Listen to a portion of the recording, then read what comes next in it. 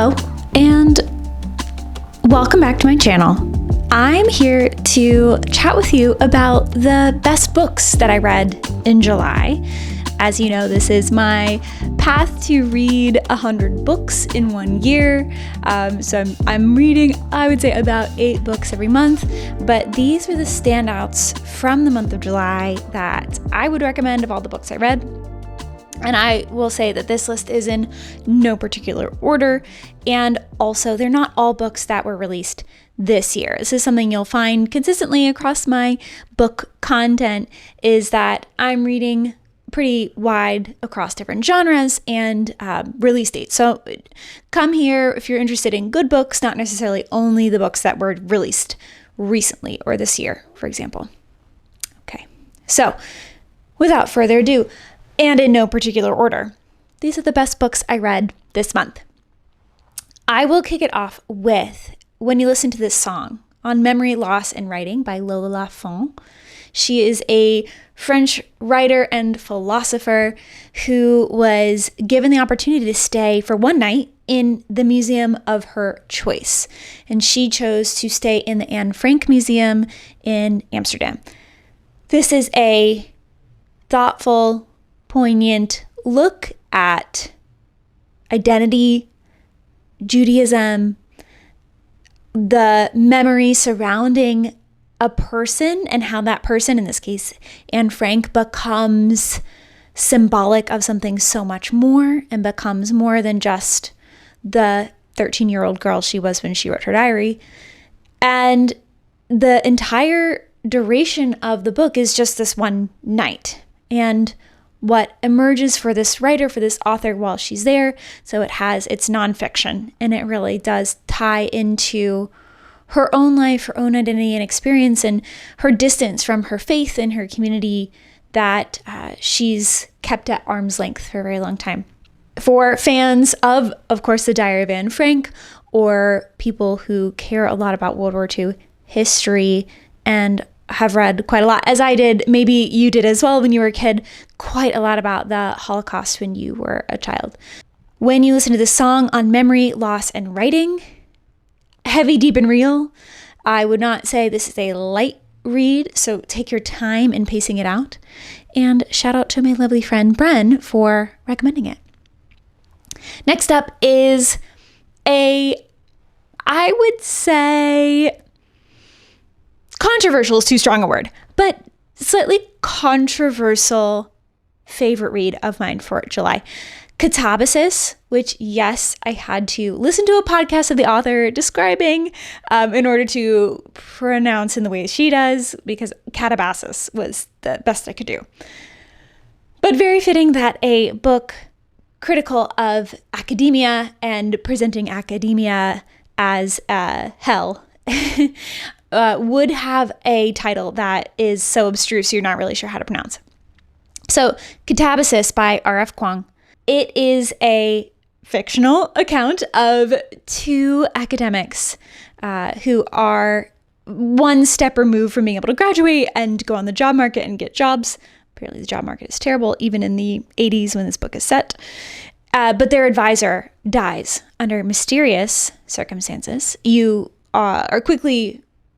It is revealed to you that both of our main protagonists think that they had something to do with his death, and they are going to hell to try to get letters of recommendation out of this advisor so that they can graduate and find their placement. It's grisly and dark, and I would say dark academia in kind of clickbaity terms. I find R.F. Kuang's writing to be pretty visceral and violent.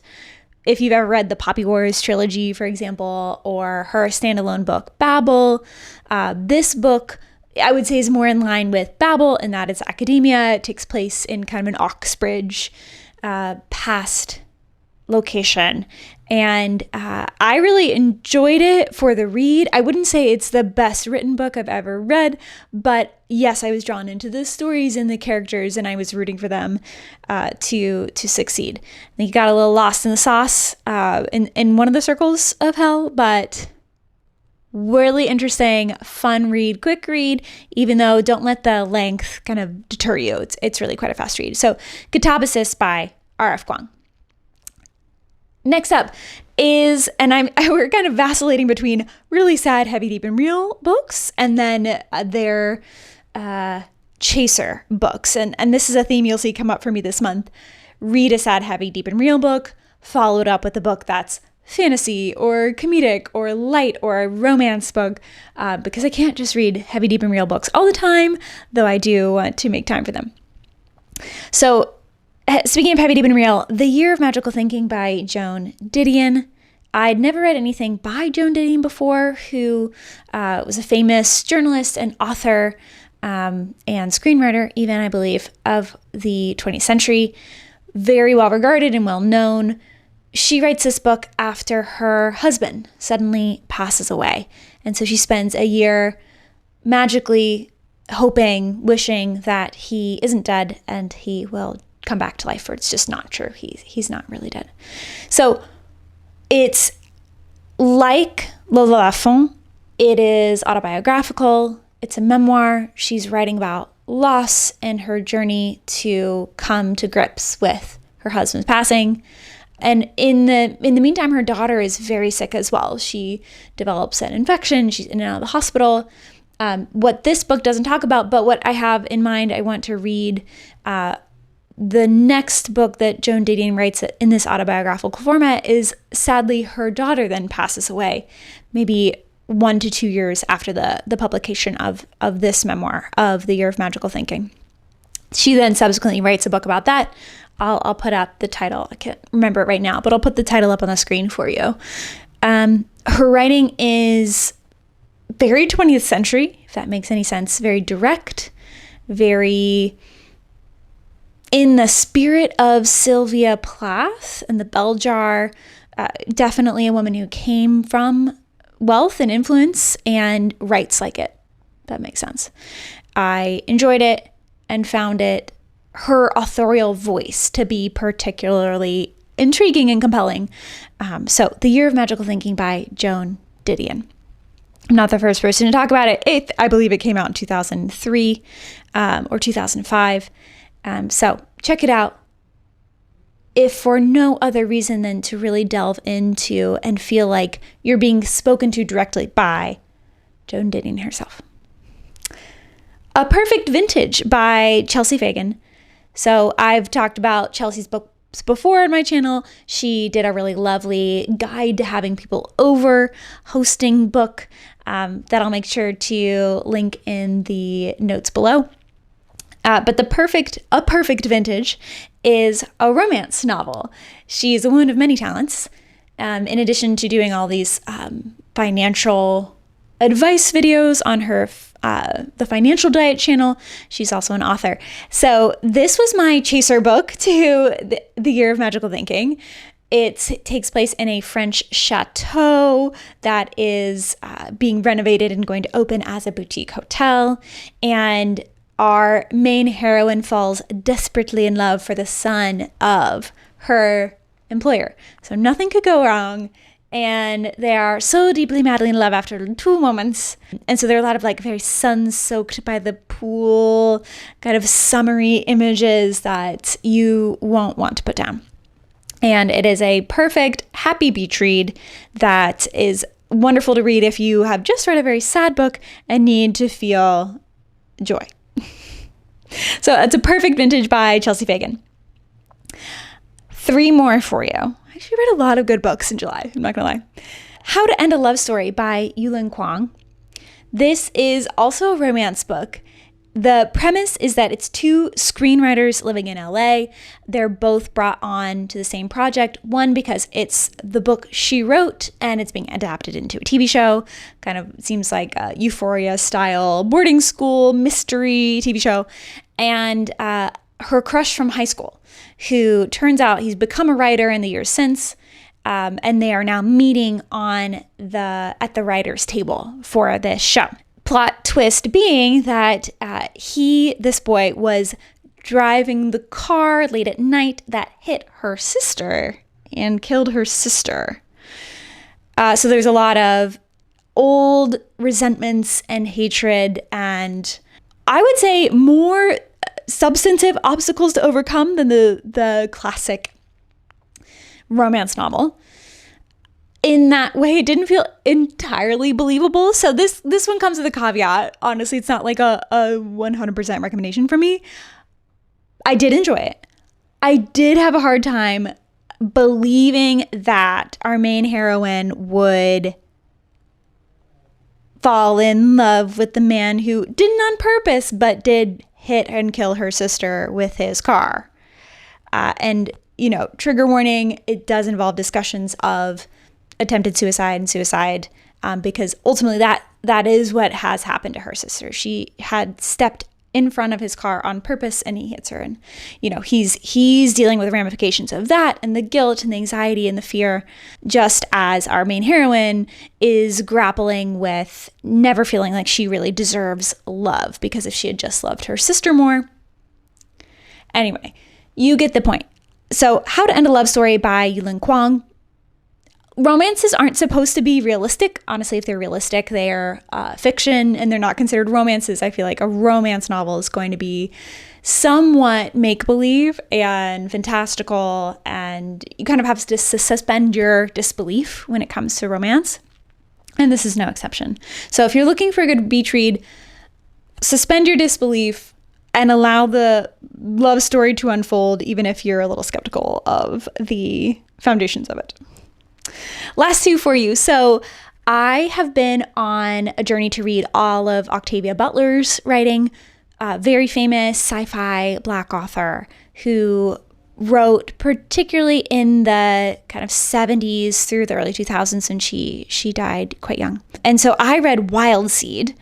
This is the prequel or first novel in her Patterness novel series, which I have not delved into and read, but it has fantastical elements, sci-fi elements.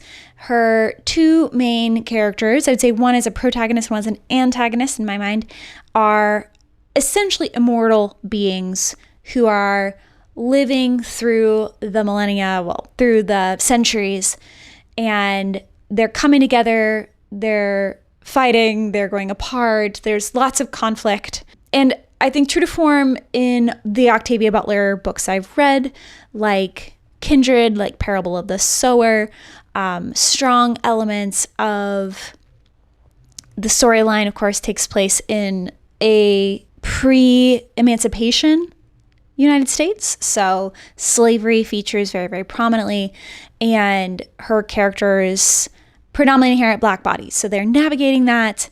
Even though they have immortality, they still face persecution and racism along the way. I think, like the Poppy Wars trilogy with R.F. Kuang, like Katabasis by R.F. Kuang, I see in Octavia Butler's writing a real through line for violence. So if you don't like, running up against a lot of murder in your reading, I would say maybe don't read Wild Seed, because like Kindred by Octavia Butler, like Parable of the Sower and Parable of the Talents, a lot of people get murdered and die very grisly deaths. I wanted to love this book. I would say I liked this book. It's important to read because I'm a completionist and I really want to read all of her works. She has a lot to say and I want to receive her message. But it does come wrapped in a very violent package. So keep that in mind. If you're looking for something really light, Wild Seed's probably not for you. But if you're looking to read more of Octavia Butler, this is a little less known of her body of work. And lastly, and I guess July is when I read sad books and I'll link it below. I definitely did a video last year of like, these books will make you cry. And I definitely read them in July. And it's one of my more popular videos. So I'll link it below. Apparently, I like crying in July. So lastly, I'll highlight Small Things Like These by Claire Keegan, who is an Irish author.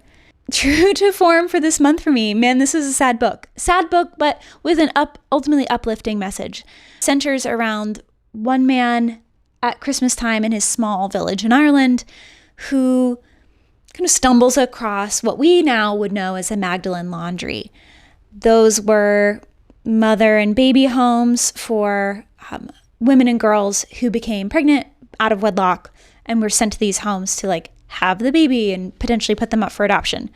We now know that these homes were very neglectful of the women and the babies they were claiming to help, and ultimately many died in the care of these the Catholic Church, essentially. So this is a little small short novella that takes place at Christmas time in the 80s, and we see our hero kind of come to grips over the course of the book of, does he kind of keep his head down and follow his path, or does he actually say something and do something to help one of the girls who's been essentially taken prisoner of this convent? Small Things Like These by Claire Keegan, really wonderful little slice of life. You feel like you can inhabit this man's brain and you're watching him make a really big decision, the decision that will come to define his life. Will he do the right thing, or will he do the thing that's expected? Really good read, would recommend. These are all the books I recommend that I read in July that I loved. Comment below if you read anything good recently that I should read next. I'll add it to my list. I have a number on my bookshelf just waiting to be read. Top of that list is Girl's Girl by Sonia Feldman. I went to an author event with her last month and I was really blown away by her, and I'm excited to read her writing. Comment below if you have any books you recommend. Those were all the books I read this month. I've got many more to come, so subscribe and like this video if you want to see more like this from me, and I will see you soon.